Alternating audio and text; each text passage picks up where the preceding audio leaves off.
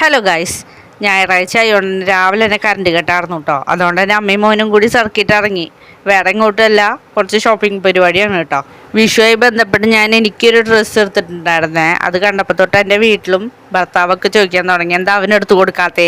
അപ്പം അത് കേട്ട് അവനും തുടങ്ങി, എന്താ അമ്മ എനിക്ക് ഡ്രസ്സ് ഇല്ലേ, അമ്മയ്ക്ക് മാത്രമേ ഉള്ളൂ. അപ്പം വലുതാവാൻ തുടങ്ങി. അതിൻ്റെ വ്യത്യാസങ്ങളാണ് കേട്ടോ ഇതൊക്കെ. എന്തായാലും ആചാരങ്ങൾ തെറ്റിക്കേണ്ട വിചാരിച്ചിട്ട് ഞങ്ങൾ കുറച്ച് ഫാഷൻ ഷോ ഇറക്കാമെന്ന് വിചാരിച്ച് ഇറങ്ങിയതാണ് കേട്ടോ. സത്യം പറഞ്ഞാൽ ഈ ഷോപ്പിലേക്കല്ല ഞങ്ങൾ ഇറങ്ങേണ്ടത്, പക്ഷേ ഉദ്ദേശിച്ച ഷോപ്പിൽ ആളില്ലാത്തതുകൊണ്ട് ഇവിടുത്തെ ഡിസ്പ്ലേ കണ്ടപ്പോൾ ഞങ്ങൾ ഇങ്ങോട്ടൊന്ന് കയറി പറ്റിയതാട്ടോ. പക്ഷേ ഇട്ട ഡ്രസ്സുകളൊക്കെ ഇഷ്ടമായി, നല്ല കളറുകളും കാര്യങ്ങളൊക്കെ ആയിരുന്നു. പക്ഷെ എനിക്ക് വിഷുവിൻ്റെ ഒരു വൈബ് കിട്ടിയില്ല. അതുകൊണ്ട് തന്നെ അവിടെയുള്ള ഡ്രസ്സുകൾ മുഴുവൻ കൊടുത്ത് ഞങ്ങൾ ടെസ്റ്റ് ഇറക്കിട്ടോ.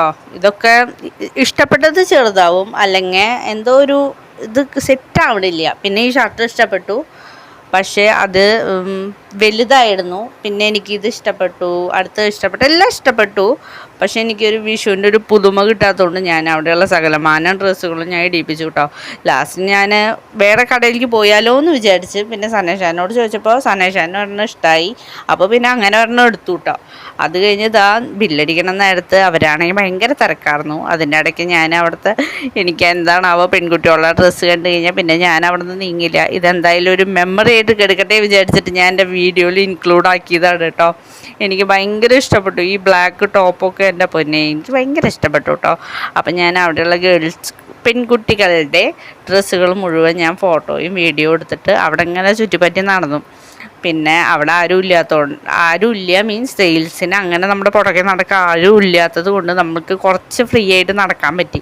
പിന്നെ നല്ല റേറ്റും ഉണ്ടായിരുന്നു, നല്ല കളക്ഷനും ആയിരുന്നു കേട്ടോ. നമ്മൾ അവിടെ ഒരു സ്റ്റോറി ലയേഴ്സ് എന്ന് പറഞ്ഞിട്ട് ചുങ്കം ചെറുത്തുരുത്തിയിൽ ഒരു ഷോപ്പുണ്ട്. അവിടെയാണ് കേട്ടോ നല്ല മിററൊക്കെ വെച്ചിട്ട്, വലിയ മിററൊക്കെ വെച്ചിട്ടുള്ള ഡിസ്പ്ലേ ഒക്കെ നല്ല അടിപൊളിയായിട്ട് വെച്ചിട്ടുണ്ട്. അവിടെയാണ് കേട്ടോ പോയത്.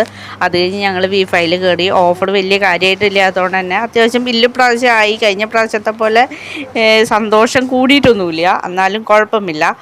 എന്തായാലും ഇന്നത്തെ വീഡിയോ ഇത്രയേ ഉള്ളൂ. Tata bye bye, see you അടുത്ത വീഡിയോയിൽ കാണാം.